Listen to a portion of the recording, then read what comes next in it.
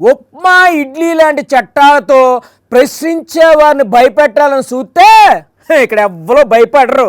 ఖబర్దార్ అని కూటమి నాయకులకు సవాల్ ఇచ్చారు అంబటి రాంబాబు గారు. అరుగో రాంబాబు గారు లైవ్లోకి వచ్చారు, ఆయనతో మాట్లాడదాం.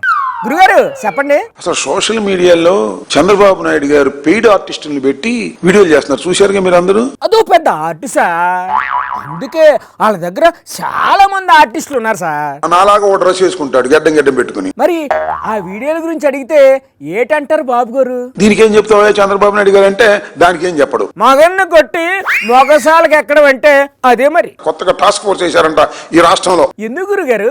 అవినీతి అక్రమాలను అరికట్టడానిక?